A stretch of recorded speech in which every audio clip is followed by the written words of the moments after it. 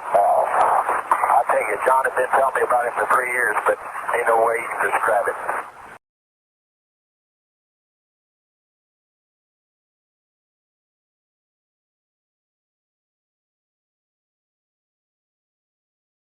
Cape Kennedy, Florida, July 18th, 1966. And once more, the United States is about to send 2 men into space as it nears the end of its intermediate program to send men to the moon within the next 4 years. This will be Gemini flight number 10, and overall, it's the most complicated flight undertaken so far. The crew, John Young and Michael Collins, slept for more than 10 hours before awakening at 1:15 this afternoon.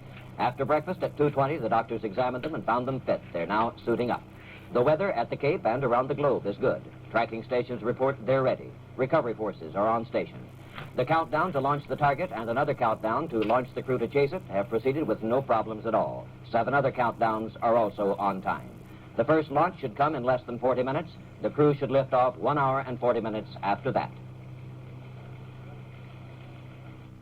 NBC News presents the Flight of Gemini 10, the 3-day space voyage of astronauts John Young and Michael Collins. Here speaking from NBC News Space Center at Cape Kennedy is David Brinkley. Here at Cape Kennedy, we have 2 launchings today. We have had 2 before, but this is the first time we have had any at all in the afternoons. And it is in the afternoon because the target, Gemini Target 8, is already in space, has been since March. They're going to rendezvous with that, and so the launching time has to coordinate with a target that is already there and has been for 3 months. The weather is good here. If Frank Field will forgive me for intruding on his territory. I don't know what a weatherman does when there is no weather, but here there is none. The NASA crews and the NBC crews, in fact, have always felt like an army of moles because they were all accustomed to working in the dark, coming out here into this snake-infested swamp in the middle of the night to get ready for a morning launch. Now they are suddenly exposed to daylight, and some minor adjustments have been called for. They have all been made. Everything here seems to be in first-class shape. As Frank McGee just told you, the countdowns are proceeding smoothly. Both launchings, so far as we know at the moment, will go on time. The first one in something less than 40 minutes from now. A veteran and a rookie flyer are the crew of Gemini 10. John Young, the command pilot, has been in the space program 4 years. He was pilot on Gemini 3, the first manned flight in the Gemini program. He spent a lot of his boyhood in Orlando, Florida, which is only about an hour's drive from Cape Kennedy. He played on the Orlando high school football team, although he only weighed 150 pounds. Then when he went to Georgia Tech... I'm sorry, false alarm, false light. It's a busy 3 days, which will begin shortly from Cape Kennedy, a flight plan jammed with activity for the flyers. There are only 2 more Gemini flights after this mission, one scheduled for today. Therefore, the pressure is on NASA and the astronauts to get as much experience as possible about it.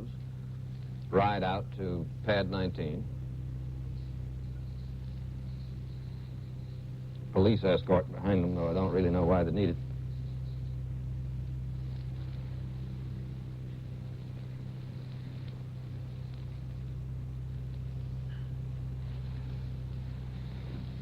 Even if they might like to walk out to the pad, they couldn't because those clothes they're in are not really designed for hiking.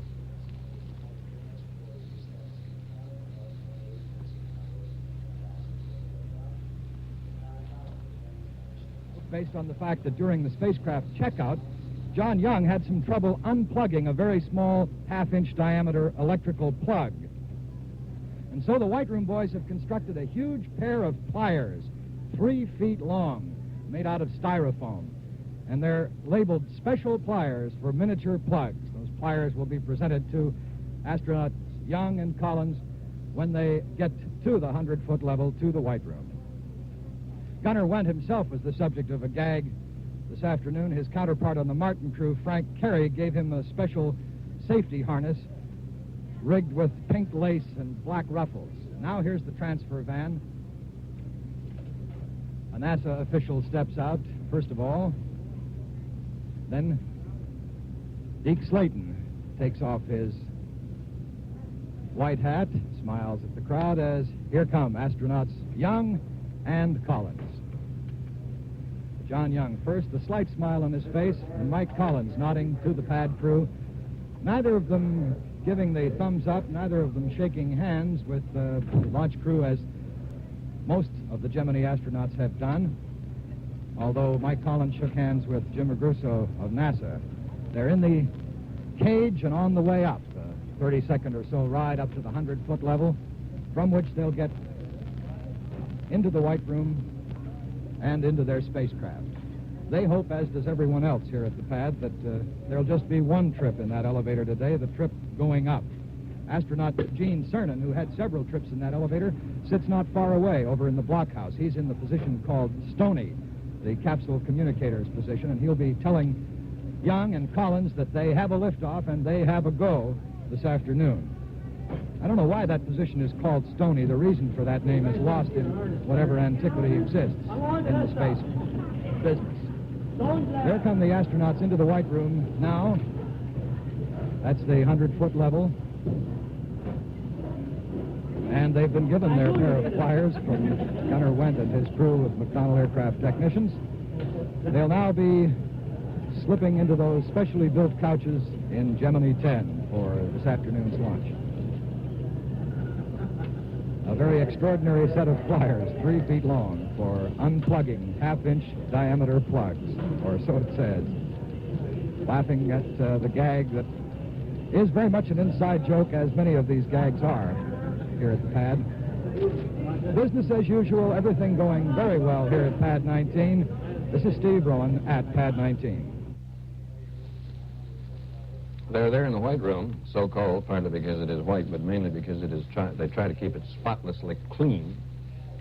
When a visitor goes into this place before launch, he is cautioned not to drop so much as a button, because and it's explained to him that when the spacecraft is in space and weightless, even the weight of a button could affect its center of gravity. So they tell you to hold on to everything about you, your badge, your hat. They're about to be, you've seen this sight before. They're about to be packed in, and it's quite literally that, packed in, almost as if they're being gift wrapped into those contour couches inside, made to fit them. Each man has his own, made to fit them with all their gear, proper length and width and so on. Activity.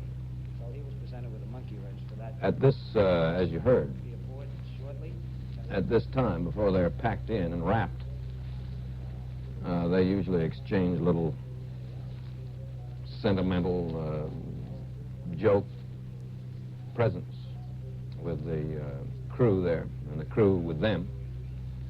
John Young, by the way, was the pilot for Gemini 3, the first manned mission of this current program. And that 1965 mission went well enough, but there was something of a semi-official flap later about an unauthorized corned beef sandwich that made the flight. NBC News correspondent Roy Neal questioned astronaut Alan Bean about the space sandwich. Last flight, John Young ate a corned beef sandwich in flight. There was some unhappiness, I understand, among the NASA hierarchy. Have there been any repercussions? I haven't heard anything about the corned beef sandwich, except in a joking manner in a year or so. I understand he did something special with the remains of that sandwich. Yes, he has. He's got the remainder of the sandwich encased in plexiglass and sitting on his desk. Both launch pads in our simultaneous countdown for Gemini 10. Astronauts John Young and Mike Collins getting settled in the Gemini 10 spacecraft at this time, while down at pad 14 we're making some final checks of the destruct system aboard the Atlas vehicle. These are checks between the Air Force Eastern Test Range and the vehicle itself. Coming up during the final phases of the Atlas-Agena count, the hatches will be closed on the Gemini 10 spacecraft at about the 100-minute mark, or 5 minutes away from the planned Atlas-Agena liftoff. 2 minutes prior to that time, or at 1:02 in the count, the Agena second stage goes on internal power. For the first time, it will be using those 6 light batteries that are aboard the vehicle. It's been on ground power up to this time. There are a number of activities that go on during the final 3.5 minutes or so, and we'll outline them for you at this time because it gets rather busy when we do get down to that mark in the count. Starting at about T-minus 3 minutes and 30 seconds on the Atlas count, the telemetry of the vehicle goes internal. The Agena destruct system is armed at 2.5 minutes before liftoff. The liquid oxygen vents in the first stage are closed at 2 minutes and 10 seconds. We then have our complete supply of propellants aboard the vehicle. At the 2-minute mark, all commands within the vehicle go to internal power, and we start to pressurize the lungs, the liquid oxygen tank, and the fuel tank of the Atlas vehicle. We start pressurizing with helium. At T-minus 101 minute and 45 seconds, the ignition system is armed.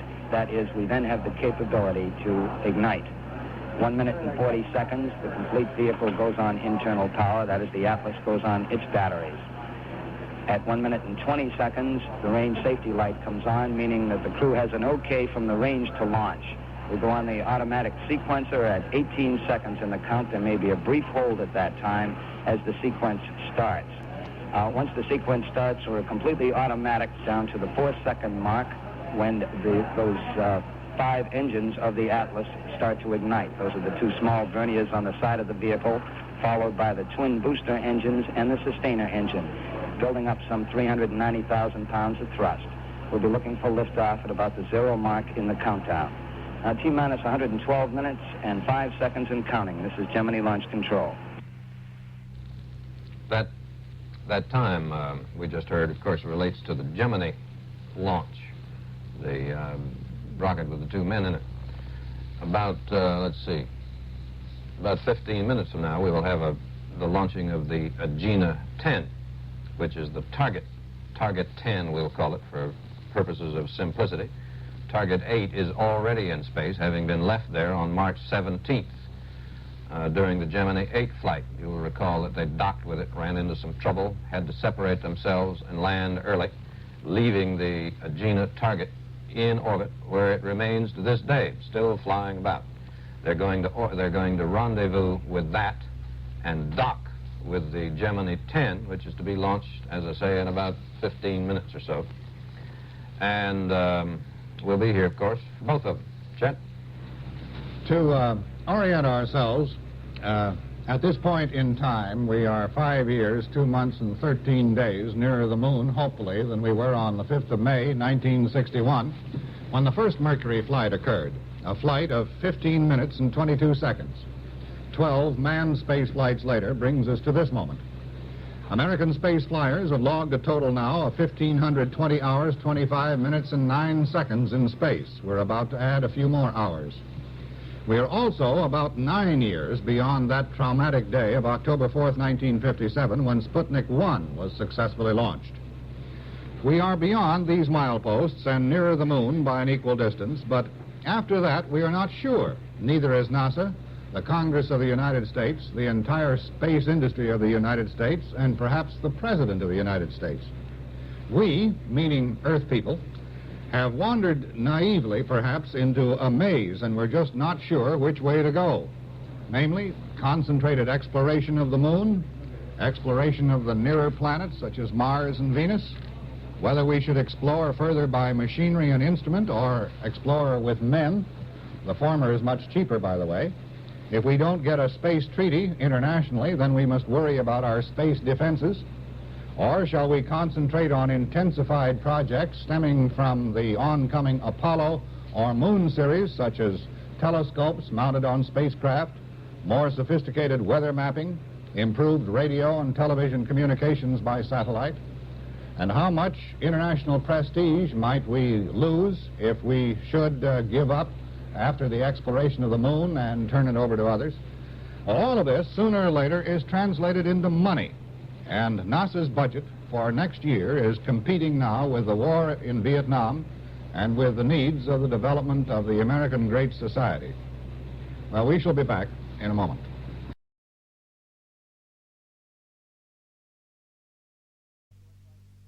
Now we switch to Cape Kennedy for WXYZ ABC's coverage of the Agena rocket launch. Capcom, stand by for air-to-ground check. We're ready to go. Radars go. The Gemini 10 is green and go. The astronauts are aboard, the hatches are sealed, and their target in space is all set to go. All systems go for the mission of Gemini 10. And with complete coverage from ABC Space Control here at Cape Kennedy, this is Don Allen. And Charles Osgood. Out in front of us, just off to our left, is pad 19. where John Young and Mike Collins are now in their Gemini 10 spacecraft on top of the Titan II booster. To our right, pad 14, the final stages of the count going on there for the launch of the Atlas-Agena, the target vehicle for Gemini 10. Atlas liftoff now less than 9 minutes away. And so far, we've had absolutely no problems in the countdown for this dual mission. Another double launch, the Atlas-Agena going up first, and then we'll have the Gemini astronauts. Right at this moment, we're checking in constantly with Mission Control to find out the situation on both pads. This is Gemini Launch Control, T-minus 103 minutes, 42 seconds and counting, some 9 minutes away from the Atlas-Agena liftoff. In the blockhouse at Complex 14, the launch director is now going through a final status check of all systems, and they're reporting go.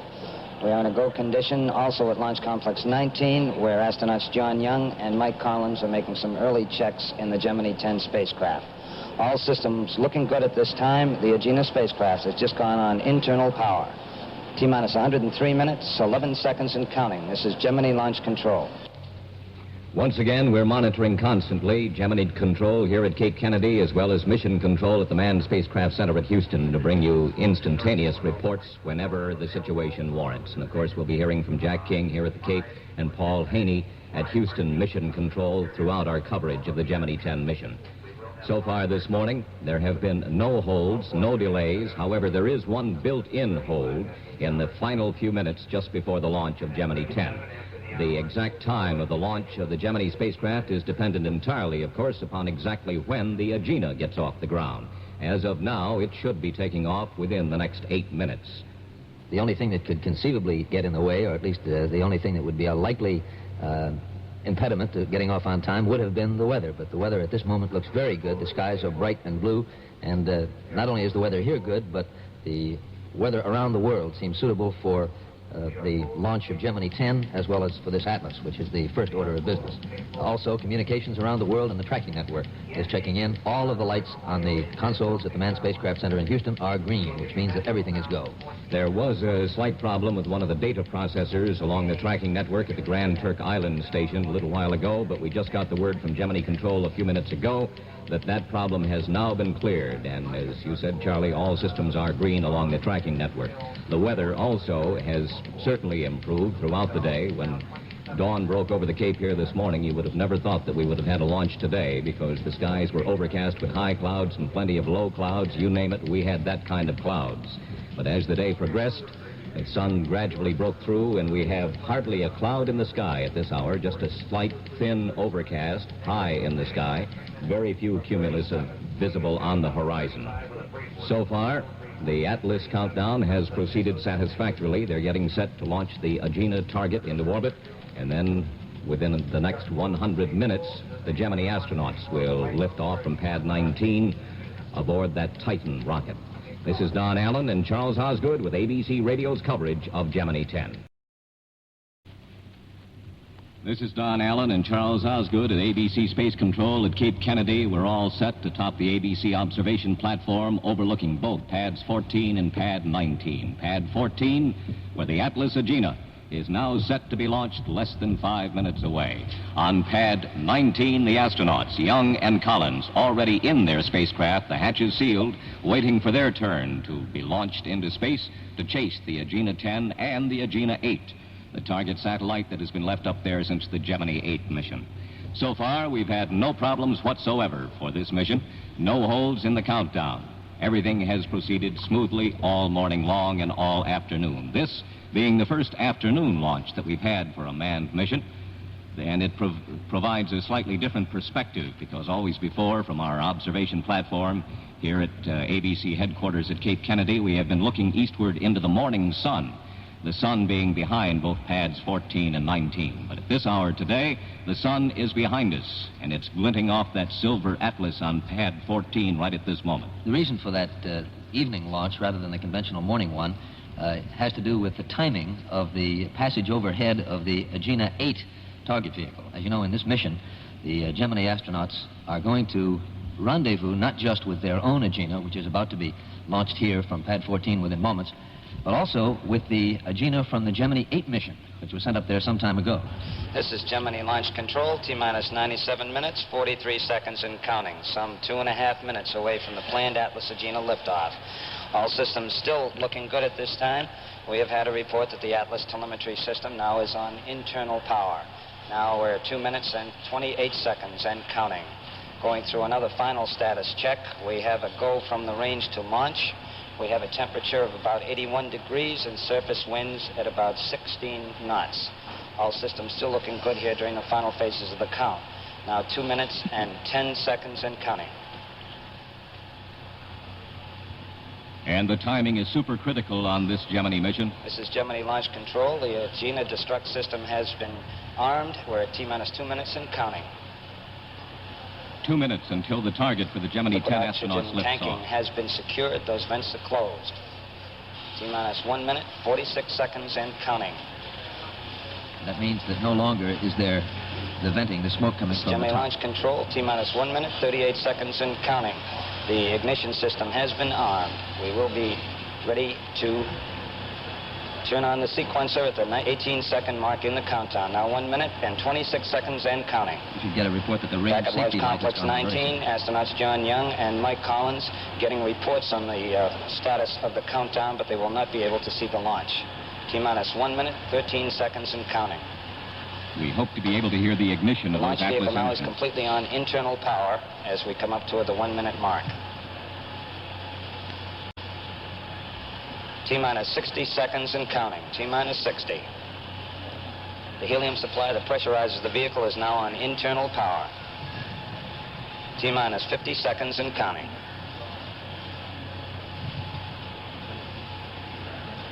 We're monitoring launch control here at Cape Kennedy constantly. T-minus 40 seconds and counting. For most of the remainder of the time, the launch vehicle test conductor in Complex 14 will be looking at a series of ready lights on his console. They will turn from amber to green as the automatic sequencer clicks off the various events. Now coming up on 25 seconds and counting. T-minus 4. T-minus All the 20 engines will seconds and ignite. counting. T-minus 19, 18. We have the automatic sequencer in. Now 15 seconds and counting. Be aiming toward ignition at 4. T-minus 10, 9, 8, 7, 6, 5, 4, 3, 2, 1. Ignition. And we've got a liftoff, and it looks like 46. Looks like we've got a liftoff within 2 seconds of the planned time for the Atlas-Agena to be on its way. A very brilliant white splash of fire coming out from the bottom of that Atlas, just the way it should, as it lifts straight up, carrying the Agena on its way.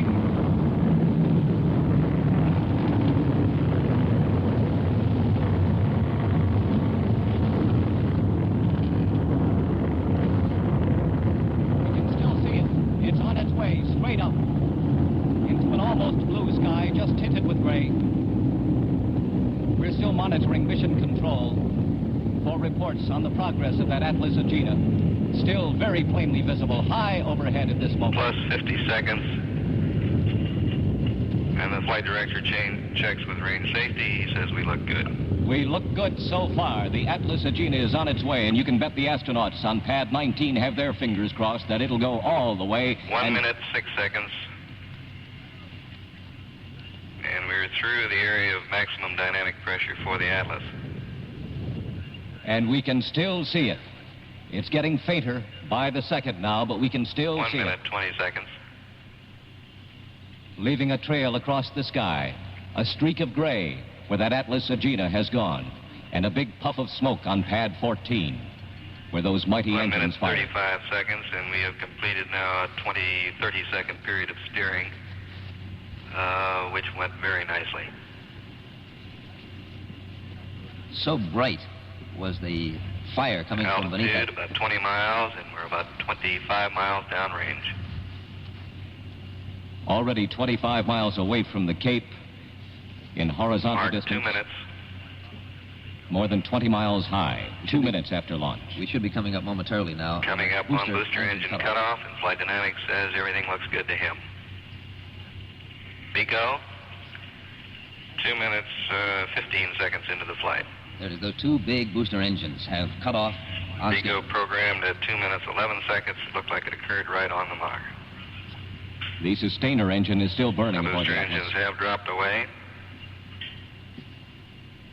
The sustainer, 57,000 pounds. 57,000 pound thrust sustainer now driving the vehicle up and out over the Atlantic.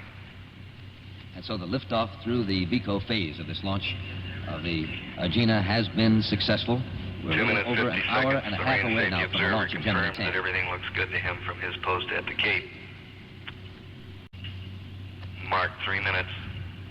Altitude 60 miles or 125 miles downrange.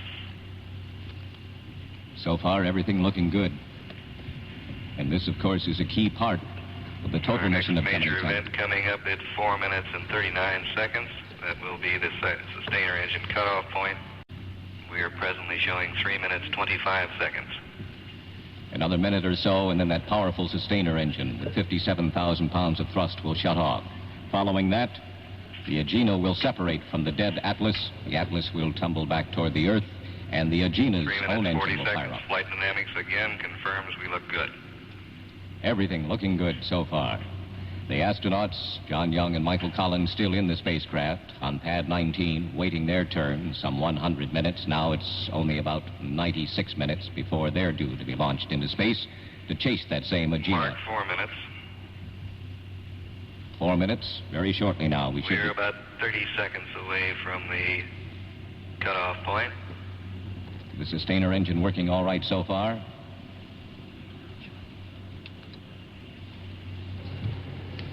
In just about 15 seconds from now, we ought to be getting a report from Mission Control in Houston, Paul Haney, that we have had the SECO sustainer engine shutdown. 300 miles downrange and about 105 miles in altitude. That is just about on the money. We have SECO. The sustainer engine has shut down.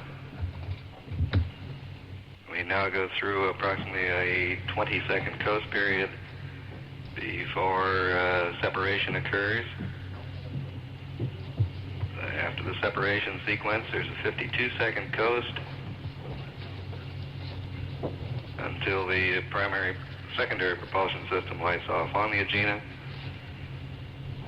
And approximately a little more than 1 minute later, we should have primary propulsion light off on the Agena. 5 minutes and 20 seconds, and we look good in all respects.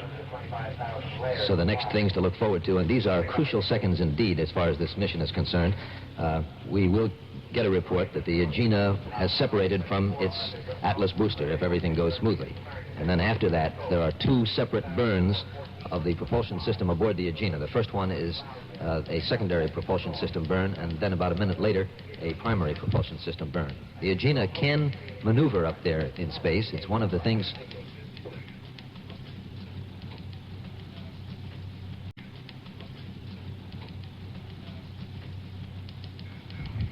The propulsion system has come in. The small thrusters ignited right on schedule. So 6 minutes, 5 seconds.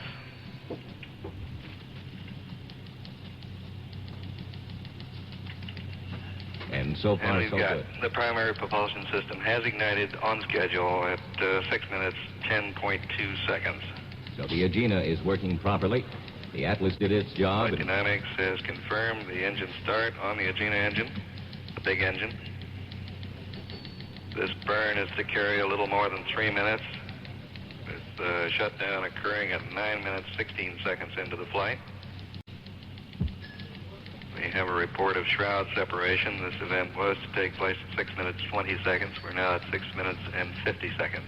There was a problem, you'll remember, on Gemini 9. This time, we have confirmation of the shroud separation. The shroud did come loose. That's why they weren't able to dock with the... Altitude 155 nautical miles, and we're 700 miles downrange. The Agena is well on its 7 way. minutes, 10 seconds into the flight. And we're a little over an hour and a half away from the launch of Gemini 10. The astronauts in the spacecraft on pad 19, waiting for their turn. They'll be launched when the Agena has made one revolution around the Earth and is once again over Cape Kennedy. They, of course, this mission will be chasing two Agenas. The Agena 10, which was just launched, and the Agena 8, left up there from the Gemini 8 mission. It's been up since the 16th of March. 38 seconds into the flight, and the flight director, as he polls the FIDO console or the Agena console, again and again, gets a looks good report. Everything looking good. At this moment, it's the powerful engine on the Agena target itself which is doing the 160 work. miles now in altitude. 161 is target. About 900 miles downrange.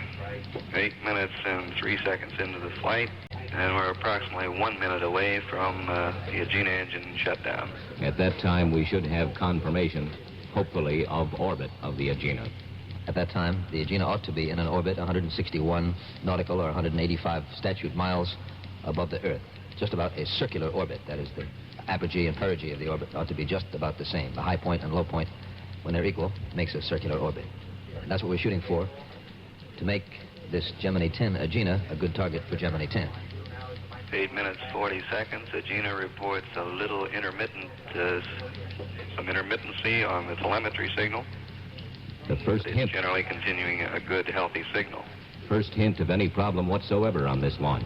Some telemetry. Agena now leveling out at the 161-mile mark. 9 minutes.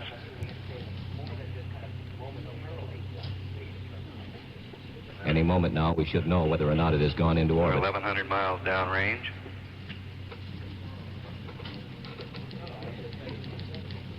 That telemetry is picked up by the tracking stations around the world and relayed to the manned We've got spacecraft. cutoff on the primary propulsion system.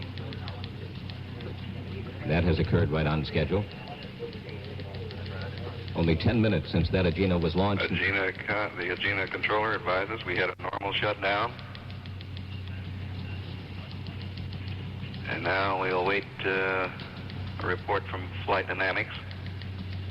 He advises that the cutoff looked nominal in all respects to him, the flight dynamics officer. Commands now being sent to the Agena to disable the command destruct system receivers aboard. 10 minutes into the flight.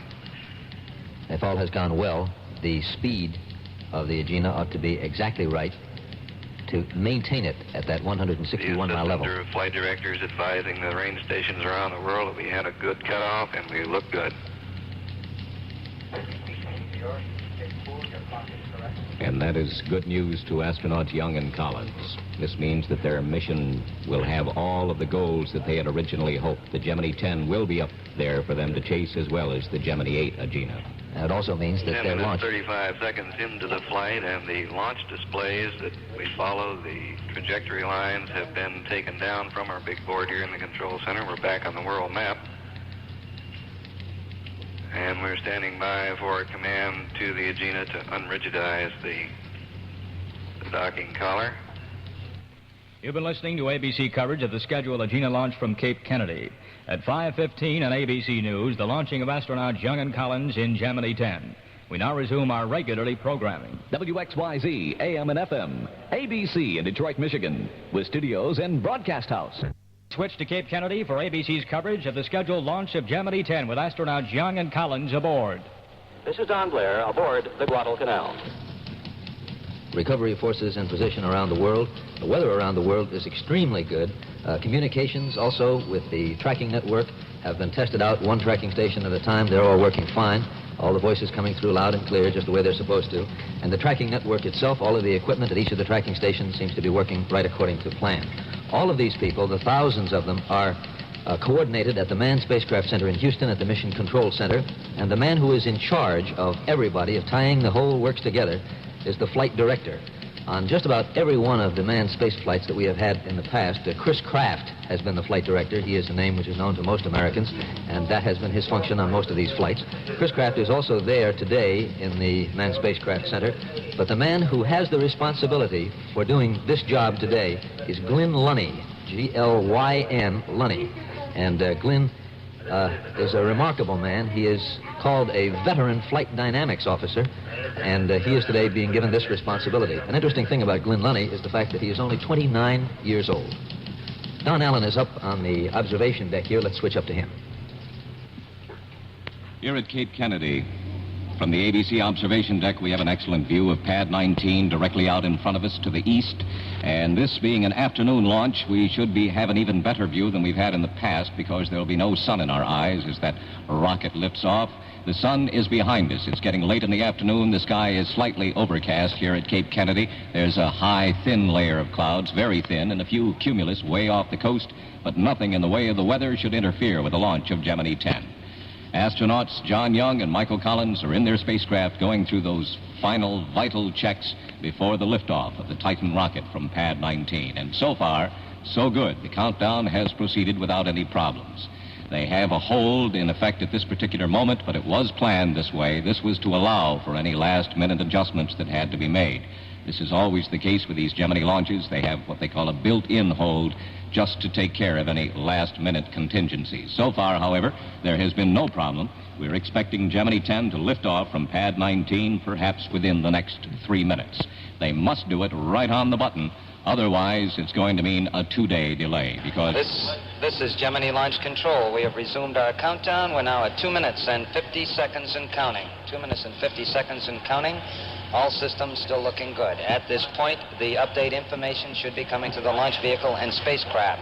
We understand the launch vehicle has received the update at this time. T-minus 2 minutes and 33 seconds and counting.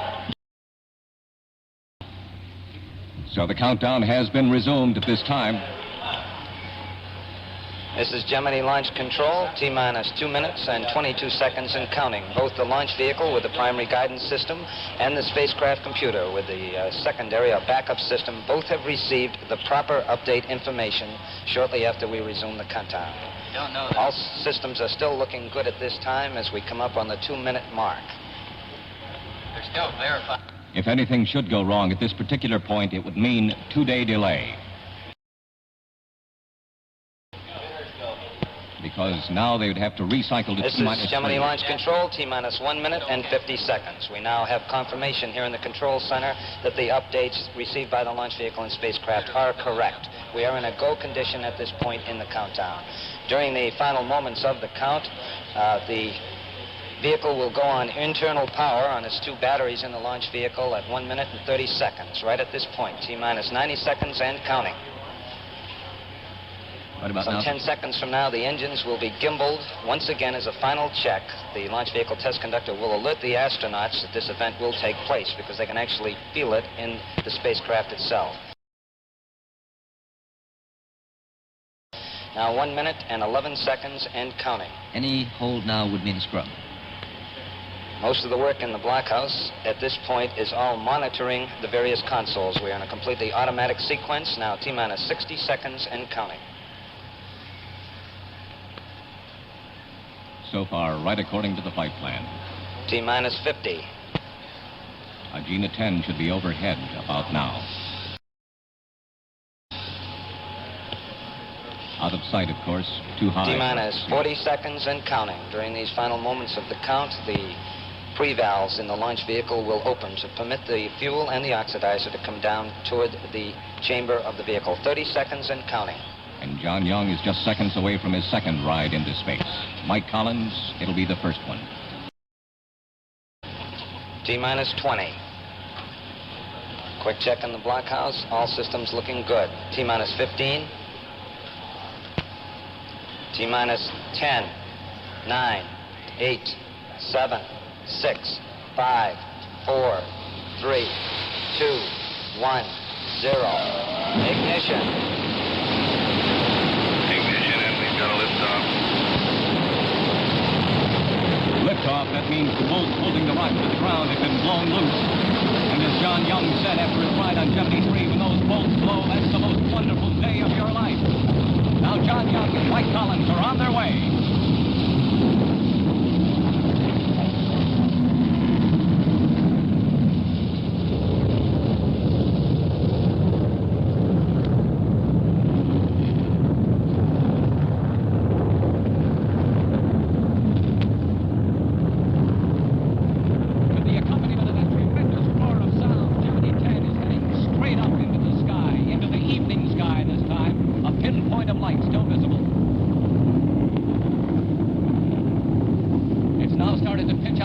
Over the ocean. All systems go.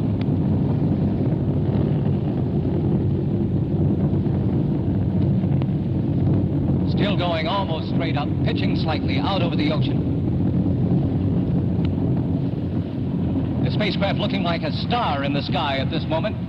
1 minute, 15 seconds. As a helicopter roars overhead here at the ABC observation point here at Cape Kennedy. Now, a vapor trail left by Gemini 10 as it streaks across that blue sky. The evening sun behind us, making it... 1 minute, 30 seconds. 40 miles in altitude. Surgeon reports the crew looks fine to them. 40 miles up already. And that pinpoint of light in the sky... 1 minute, 45 seconds. ...has just winked out of sight. We can no longer see 20 it. miles downrange, the crew reports an update has been received in the spacecraft. Computer on the ground giving the information to the computer in the spacecraft. The DCS system, or the digital command system, being updated. In those first few seconds of flight... 2 minutes, 4 seconds. The astronauts... And the crew has been given a go for staging. This will be when the booster engines are due to cut And off. 10 is go for staging, Young reports. This means they'll get ready to switch. 2 minutes, 20 seconds. Switch to the first stage engines. We should have staging at roughly 2 minutes, 36 seconds into the mission. That should be just about 6 seconds Crew from reports they've received another update. that report from pilot Mike Collins. And we've got first stage cutoff.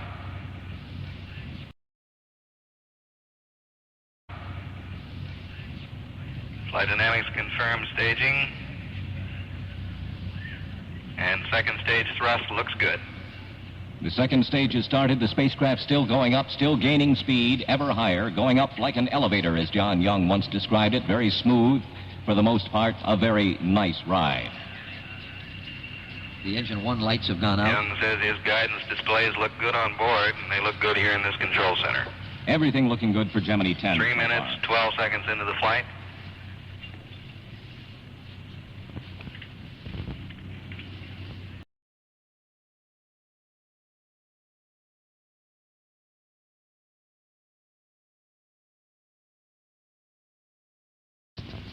We're 120 miles downrange, approximately 60 miles altitude. Gemini 10 already 60 miles high and 120 miles 3 out minutes, over the 30 ocean. seconds.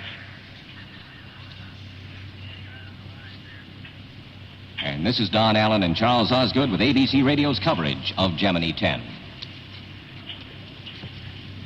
We're getting continuous 3 reports. minutes, 44 seconds into the flight. Altitude now about 70 miles. Young and Collins, 70 miles high as their spacecraft Guidance climbs. says both guidance systems are exactly what they ought to be. Mark 4 minutes. At 4 minutes and 25 seconds into the mission, we will be receiving a go. Final no-go. status check being taken now by the flight director, Glenn Lenny. He gets a go from every station, tells Gordon Cooper to give 10 a go. Gordon Cooper is captain. And Young reports he is also go. 4 minutes, 24 seconds into the flight. And now there will be a report from the astronauts to the ground and from the ground to the astronauts, checking on which maneuvers must now be made for any minute corrections that have to be made in the path of the Gemini 10. Everything so far 4 looking very minutes, good. 44 seconds into the flight. Velocity reading 17,000 feet per second. Altitude a little more than 80 miles. We're about 320 miles downrange.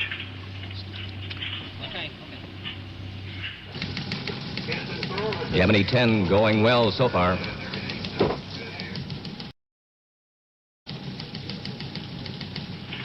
We should have the second engine cut off here shortly. That occurs 5.5 minutes after liftoff. 5 minutes, 16 seconds into the flight, and we've achieved 80% of the desired velocity. We're now reading a little more than 21,400 feet per second. And Gemini 10 is close to 100 miles high. 531 Check miles with Young to be downrange. sure they received that 0.8 mark, and Young says we got it.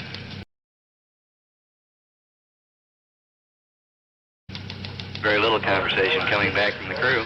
At 80%, Seco, there it is, 5 minutes, 46 seconds. there's that second stage engine cut off. Right on the button.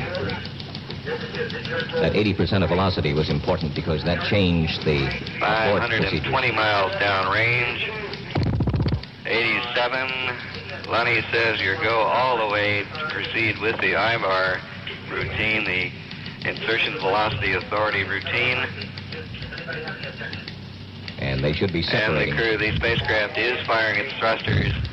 They should be separating now. And Young says we look good. They're leaving the second stage now, reading some numbers out of his computer on board.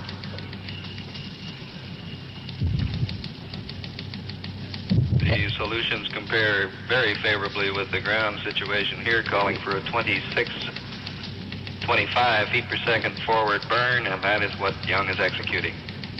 6 minutes, 53 seconds. Just adding that much speed in order to get into exactly the orbit that they want to be in. And to do that, they use 7 minutes. To do that, they use the Ohm's thrusters, those same thrusters that are used for any of the translation or attitude changes that have to be made throughout the length of this 3-day flight. And they have all kinds of applications for those Ohm's thrusters, including, of course, the delicate business of rendezvous and docking.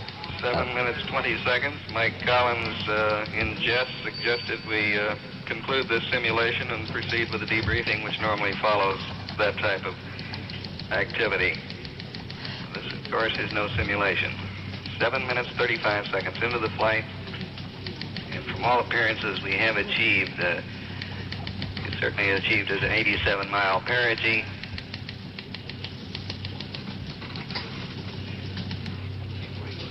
Flight dynamics just confirms, without passing on any numbers, that all of his values look good. Apparently, they are in the orbit which they hope to attain.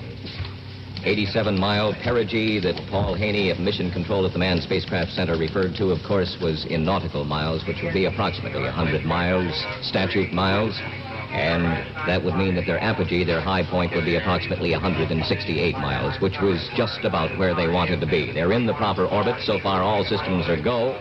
And astronaut Michael Collins jokingly has suggested that they conclude the simulation and proceed with the debriefing. However, in this particular case, after their months of training, it's no simulation, it's the real thing, and it's a good thing all the way.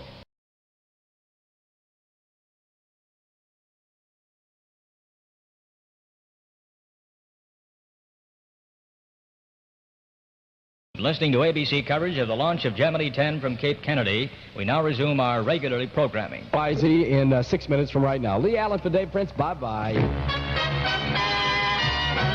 WXYZ presents Newscope from Detroit.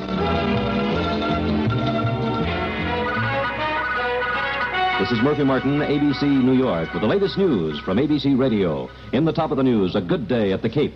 Adventure and futility, and more money for government workers. Details in a moment. Now the news. A short while ago, the most successful launch in American space history. Both the Agena rocket and the Gemini capsule went off without a single hitch, and both are now in orbit. Astronauts John Young and Michael Collins making his first voyage into outer space. The astronauts are now faced with the major task of rendezvous and docking, a feat which has caused previous American astronauts more than a little trouble. It also marked the first time that an American space mission was launched this late in the day, and smooth had to be the word. ABC's Don Allen at the Cape watched the final seconds of countdown and described what happened. 3, 2, 1, 0. Ignition. Ignition, and we've got a liftoff. Liftoff, that means the bolts holding the rocket to the ground have been blown loose. And as John Young said after his flight on Gemini 3, when those bolts blow, that's the most wonderful day of your life. Now John Young and Mike Collins are on their way.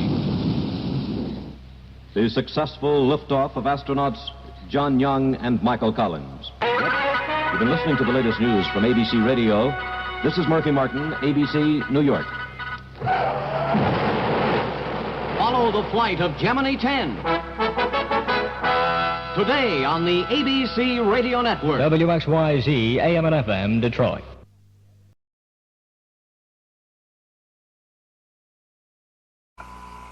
Houston, that's beautiful. This has got to be one of the most proud moments of my life, I guarantee you.